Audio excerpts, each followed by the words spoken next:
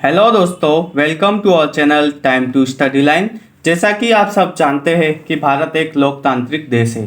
यहाँ पर सरकार का गठन जनता के द्वारा किया जाता है। भारत में दो प्रकार की सरकारें हैं, एक राज्य सरकार और दूसरी केंद्र सरकार।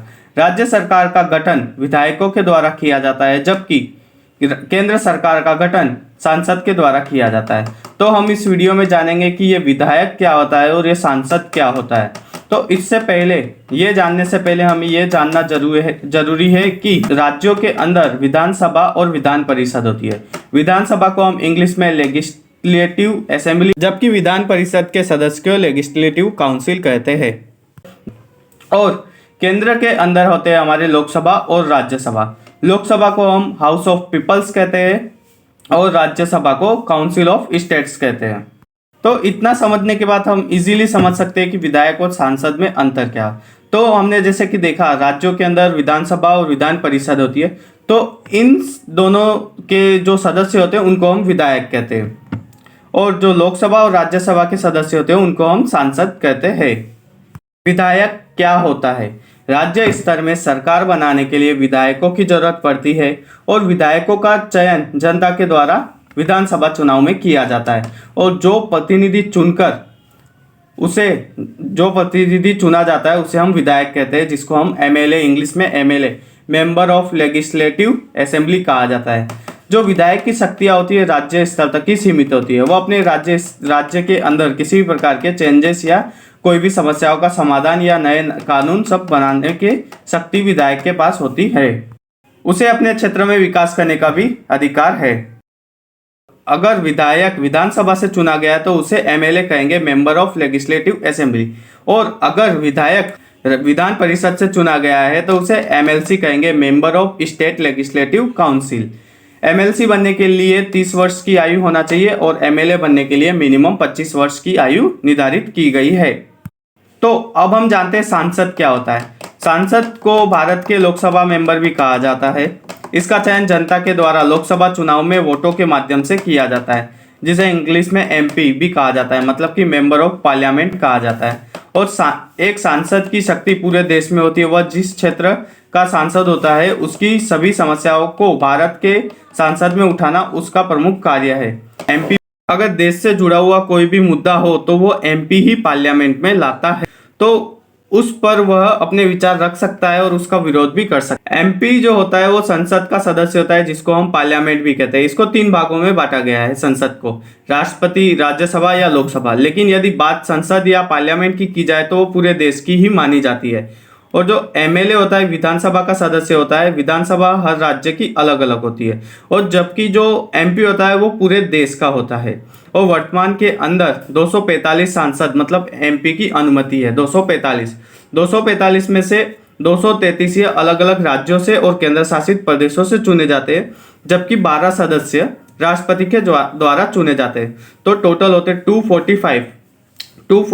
उसके अंदर से 233 राज्य केंद्र सरकारों से आते हैं, जबकि 12 राष्ट्रपति के द्वारा चुने जाते हैं। हम बात करें विधायकों की संख्या, तो विधायकों की संख्या राज्य के प्रमाण से अलग अलग होता है। सांसद का चयन लोकसभा चुनाव के द्वारा किया जाता है, और विधायकों एमएलए का चुनाव विधानसभा के चुनाव के द्वारा किया जाता है। विधानसभा सभी राज्यों की अलग अलग होती है, जबकि सांसदों का चयन देश के सभी भागों में किया जाता है। सांसदों के पास असीम शक्तियां होती है, जबकि विधायकों के पास जो शक्तियां होती है वो उसके राज्य स्तर तक ही सीमित होती है। प्रधानमंत्री के इलेक्शन होते हैं, उसके अंदर एमपी हिस्सा लेते हैं, जबकि मुख्यमंत्री के चुनाव के अंदर एमएलए हिस्सा लेते हैं। अगर विधानसभा का सदस्य बनना है तो उसके अंदर कुछ योग्यता निम्नानुसार होनी चाहिए। पहला, वो भारत का नागरिक होना चाहिए। दूसरा, 25 वर्ष की आयु प्राप्त कर चुका हो और राज्य के किसी निर्वाचन क्षेत्र से एक मतदाता हो। अगर संसद का सदस्य बनना है तो वह व्यक्ति भारत का नागरिक होना चाहिए, 25 वर्ष की आयु प्राप्त कर चुका हो, किसी भी संसदीय क्षेत्र से एक मतदाता हो, और निर्दलीय उम्मीदवार को 10 प्रस्तावक चाहिए, और एक प्रसिद्ध पार्टी के उम्मीदवार को नामांकन के उद्देश्य के लिए एक प्रस्तावक की आवश्यकता होती है, और सुरक्षा के लिए उसको 10,000 रुपये जमा करने होते हैं। बात करें तो विधायकों की सैलरी की, तो यह सभी राज्यों की अलग अलग होती है। सबसे ज्यादा सैलरी तेलंगाना राज्य के विधायक को मिलती है, जो कि 2.50 लाख रुपए जितनी होती है, और सबसे कम होती है त्रिपुरा के विधायकों की, जो कि 34,000 रुपये होती है। उत्तर प्रदेश के विधायकों को 1,87,000 रुपये का वेतन मिलता है। हम कह सकते हैं कि कई राज्यों में विधायकों की सैलरी देश के प्रधानमंत्री से भी ज़्यादा होती है। सैलरी के अलावा विधायकों को अन्य सुविधाएं भी मिलती है। जैसे यूपी में एक विधायक को विधायक नीति के रूप में 5 साल के अंदर 7.5 करोड़ रुपए का खर्च करने के लिए मिलते हैं। विधायक को यह अधिकार भी होता है कि वो अपने क्षेत्र में पानी की समस्याओं के समाधान के लिए 5 साल में 200 हैंडपंप भी लगवा सकता है, जबकि एक पंप लगवाने का खर्च लगभग 50,000 रुपया आता है। इसके अलावा रहने के लिए सरकारी आवास, मेडिकल सुविधा, यात्रा भत्ता, एक व्यक्ति के साथ ट्रेन में यात्रा भी फ्री है।